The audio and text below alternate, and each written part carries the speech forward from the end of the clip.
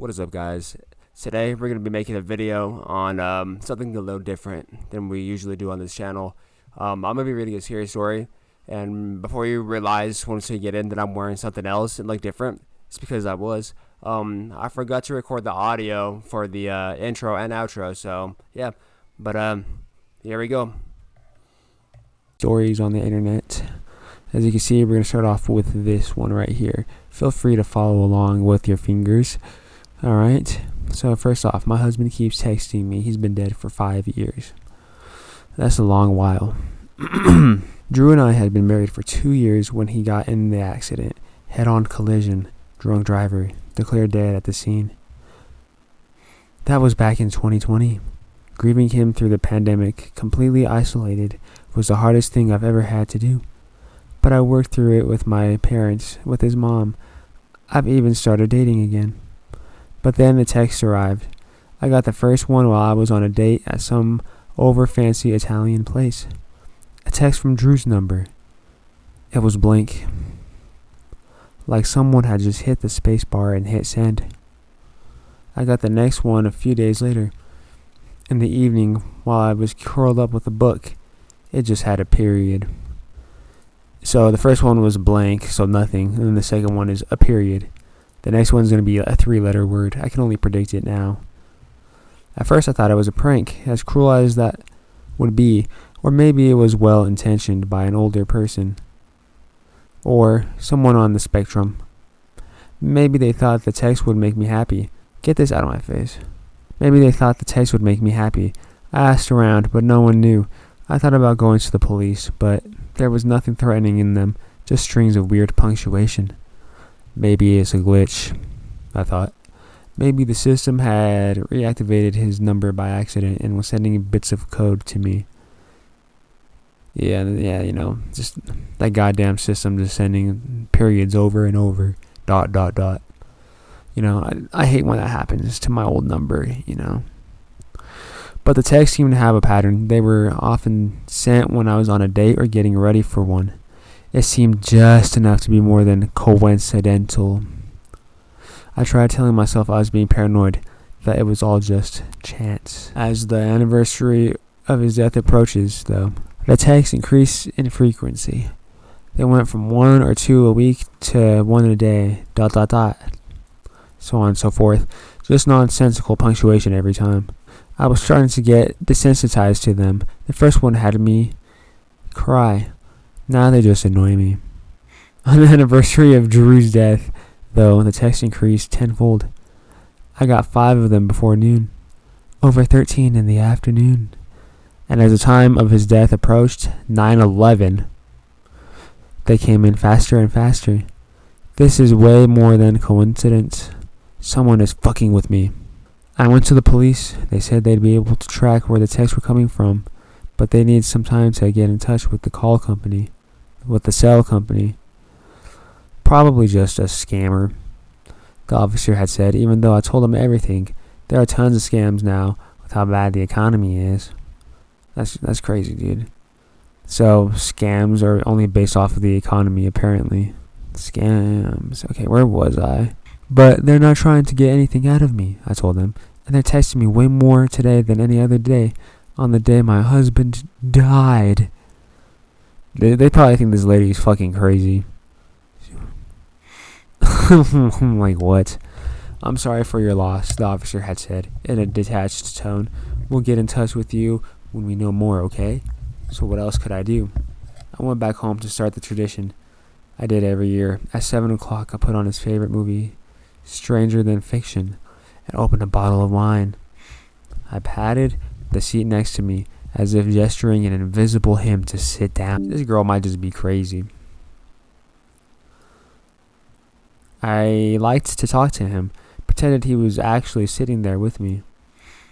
Maggie Gyllenhaal is so cute, I told the empty spot. I'd totally date her if I wasn't married to you, and if she wasn't a movie star. Will Ferrell is so young in this, he looks like a baby. Haha, he's so awkward. She totally hates him. My phone pinged, ... I frowned at it. I decided to call the police again. They told me they didn't have any news. I looked at the empty spot. I miss you, I said, sucking in a deep breath. I miss you so much. I looked at the phone, waiting for it to ping, and a small part of me wishing it would, like he'd hear me.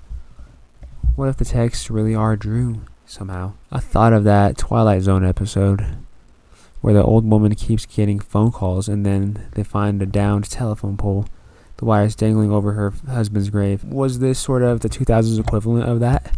Had some spooky ghost EMF jammed the wireless cell communication? Your shit's haunted. I don't know what the big lead on is to this story. Am I supposed to be scared? He's gonna text her name at the end.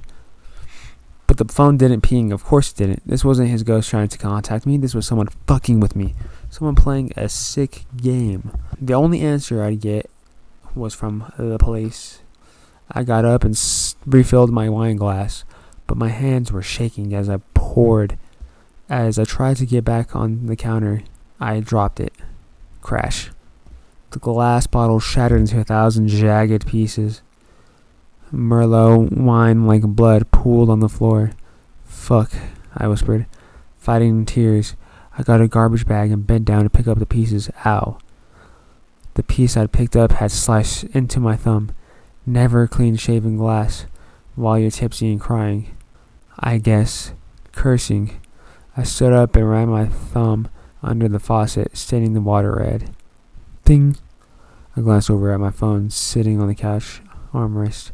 I turned off the faucet, made my way over to it. My heart plummeted as I saw the text. Semicolon, dash, parentheses. Not a blank text. Not a string of nonsense. A freaking smiley face. There's a lot of cursing in this story. After I just cut myself, and not any smiley face. A colon, then a space, then a parentheses. Exactly how Drew made his smiley faces. This is getting really good. He never wanted autocorrect or G-chat or whatever program to turn it into an emoji or actual smiley face. Someone is watching me, and they really, really want to fuck with me. I ran over to the kitchen window, tiptoeing around the glass. I pulled the curtains shut over the sink. Then I ran around the house, checking every lock. She has to be legitimately insane, because this is, like, how do you not assume it's a haunting yet? I don't understand. Alright, let's see. I called the police. I think they're watching me. I whispered, what? They sent me a smiley face right after I cut myself.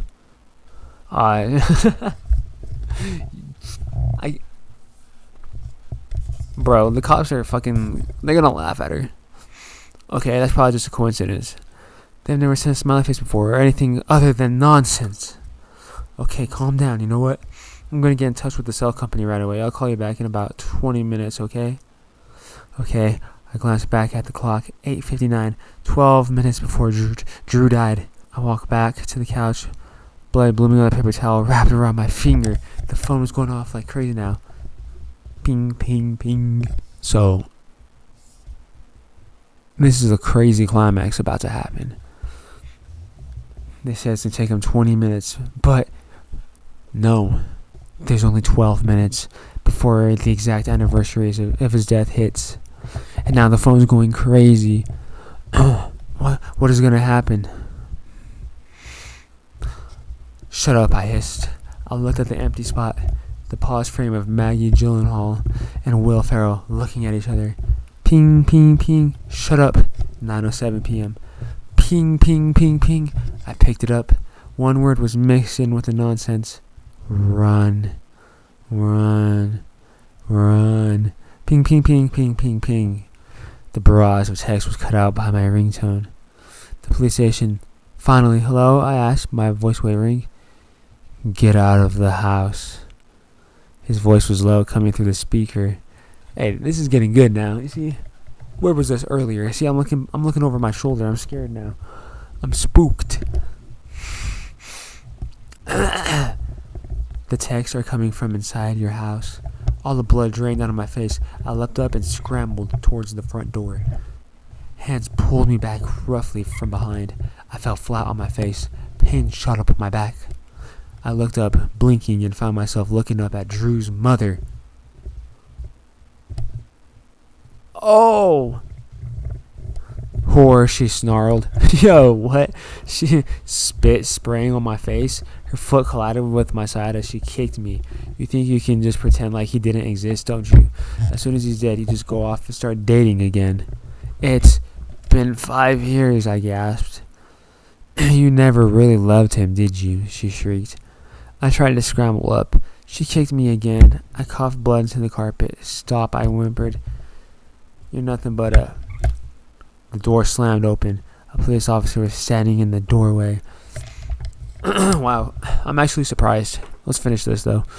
The police had enough evidence to arrest Drew's mother. She'd been watching me, stalking me, sending the nonsensical texts to scare me. Security camera footage from various restaurants and establishments even showed she followed me to several different dates. She didn't even have to break into the house. Drew had given her a spare key when he was alive. She had Drew's old number reactivated and was sending me texts all the while, hoping I'd be spooked and stop moving forward. Stay with her in the cocoon of grief. Wow. So, wow.